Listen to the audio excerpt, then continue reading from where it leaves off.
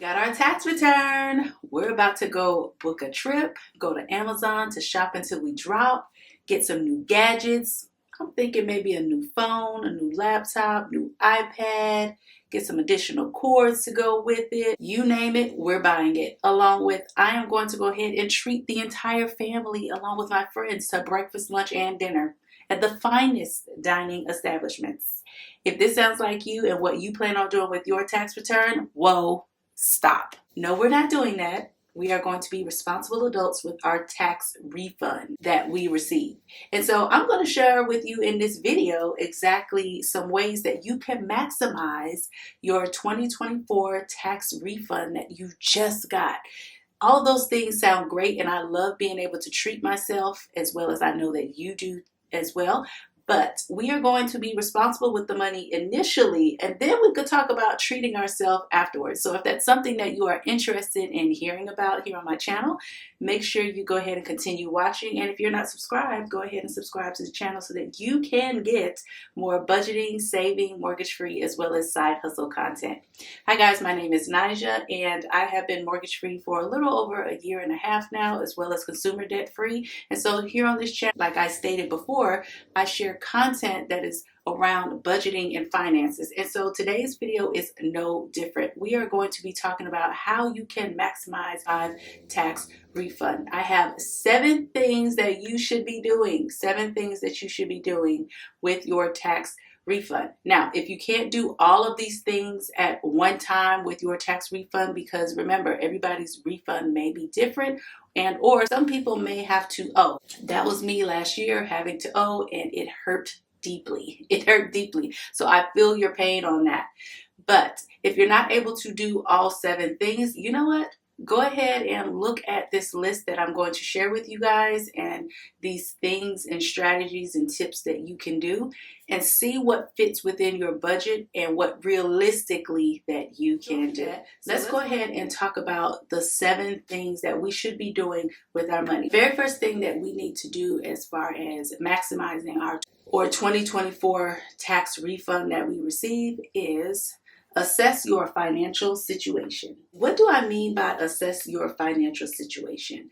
Ideally, you want to make sure that you look at your current financial situation and see exactly where you are big picture. So that could be any debts that you have, any expenses, anything like that regarding your overall financial picture that you have for your household, to include savings. So if you know that you are in debt in any kind of way, you may want to go ahead and just start listing out the debt that you have, just so that you can see it if you have not done so already. If you have some outstanding expenses that you need to pay, or some things that will be coming up that you know are a priority, you need to make sure you list those things out, as well as your savings that you have. So if you have some money in your savings account or your emergency fund, you might want to go ahead and write that out so that you can see where you're at. And then it's going to lead into the next thing that I'm going to talk about as far as what we need to do in order to maximize our tax refund. The second thing that you need to do is to set financial goals. Let's talk about us setting our financial goals. You need to make sure that you determine your financial goals for the foreseeable future. So if that means for the next 3 months, you need to plan out as far as what needs to be done as far as financially for your household, then you are planning out for the next 3 months. If you can foreseeably see what's going to happen for the next 6 months, then you plan out for the next six months. Make sure that it is reasonable for your household and that you set clear objectives, meaning things that you want to accomplish. What is the goal for the next 3 or 6 months? State it out plainly. I suggest you write it down so that's something that you can see, that's tangible, that you can physically look at. Okay, if you happen to have a whiteboard, you can put it on a whiteboard.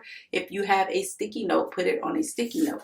You can also use any type of little notebook paper that you have, and maybe stick it up on a board that you have in your room, or either on the wall. But just make it somewhere where you can see where the objective is that you need, and that is always in the forefront of what needs to happen. That is what we need to do as far as setting financial goals. Make sure that they are reasonable for your time frame as well.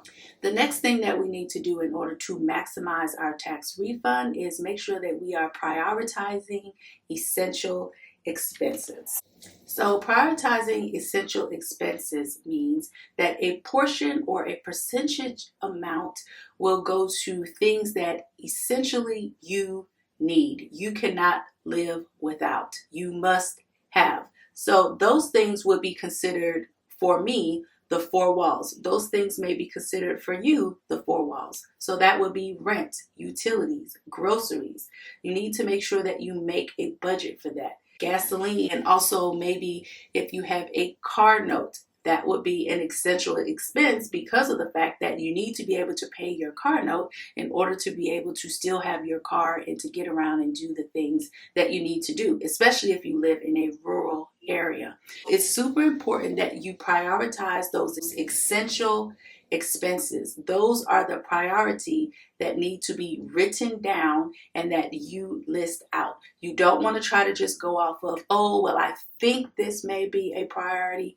No, really sit down and think about what is something that I need right now. Not what is something that I want, but what is something that I need right now that will benefit me and the household where I live at. So you need to, again, make sure that you make a budget for that, because these are all steps that build on top of each other. Assessing your financial situation, setting your financial goals, as well as prioritizing your essential expenses. Trust me on this, guys. You don't want to skip a step. Once you finish all of this, you can, as I stated before, look and see what the priorities are and reasonably do these things in order as your budget allows and as you see how much that you are going to get for your tax refund. Now, the next thing that you want to do, which is the fourth thing to maximize your tax refund, is you want to pay down high interest debts.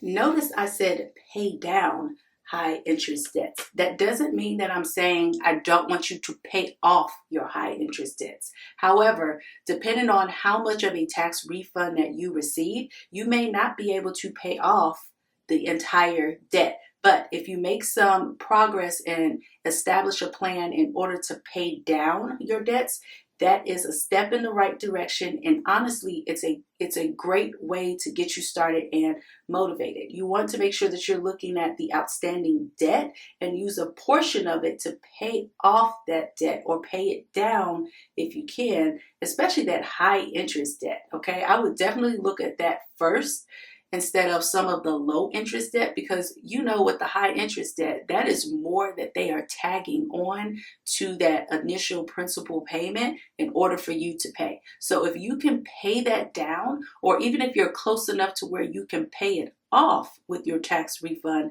that is even better, guys. So you want to make sure that you are looking at that and pay down that high interest debt that you have after you look at prioritizing your essential expenses. Next, I want to talk about building an emergency fund as part of the plan of maximizing your tax refund. Putting some money aside in an emergency fund, 3 to 6 months, or whatever it is that you deem is necessary as far as how much that you can realistically save, is a win-win situation. I know that everybody is not able to save 3 to 6 months initially, and it may take some time in order for you to do that. It took me about 18 months in order to save a 6-month emergency fund. I was making a lot less than what I am now, but I just stuck with it. And then once tax return season came around and I received a refund, I was able to go ahead and finish off the emergency fund. And that was honestly the best feeling that I could have. And it made me really proud that I was able to stick with it, even though it took 18 months in order for me to do it. So if that means that you have to start off with a 1-month emergency fund, maybe that means that you can only start off with establishing and putting $500 in an emergency fund. Not all with the tax refund, because remember, we're assessing our financial situation and prioritizing those essential expenses after we set the financial goals. But if that is a starting point for you where maybe you're able to put in $100 into an emergency fund in order to build it up, that is a great way in order to start it. Don't compare yourself to what everybody else is doing. And as I've stated before, everybody does not make the same amount of income. It took me 18 months in order to build up a 6-month emergency fund. But it may take someone a little bit longer. We also have to think about things come up in life. Life is just out here lifing for everyone, okay? So what you have in your mind, it may have to be readjusted depending on what is going on realistically in your life. So getting started on an emergency fund, especially if you don't have one already established, is something that you need to look at in order to help build up what you are trying to do for your financial future and yourself. The number 6 thing that we can do in order to maximize our tax refund is to make sure that you are investing in your future. What exactly do I mean by investing in your future? Now, this could be your retirement funds or your accounts that you have, whether you have those with your employer or you have some outside of your employer. I do have personally a retirement account with my company that I am with or with the school system. It is the teacher retirement system account, but I know that I can't trust that in order to be able to retire off of the money that they pull out each month. So I do have other accounts that I use. I have an account with Fidelity, Robinhood, as well as Vanguard in order to supplement my income for when I do decide to retire. So that is me investing in my own future outside of what my employer is doing. So that is something that you may want to look at as well when you are allocating a portion or percentage amount for different funds after your essential expenses. Another thing that you may want to do to invest in your future is courses or skills that you've been wanting to learn and that are paid courses or skills. And so you've been wanting to do these things, but you didn't have the money for it. This may be the time for you to go ahead and set some money aside for those courses or skills. There's so many online establishments and companies where you can learn so many different things. I know my brother-in-law, he actually got me a course for blogging several years ago on the Udemy website, and that was very valuable for me. Although I haven't really put it into practice just yet, I will be, and it's something that was low cost. So those companies like Udemy, Skillshare, they may be having a sale on some of the courses that they have. So this may be a perfect time to get those courses for yourself. Also, YouTube University, we're here now learning, right?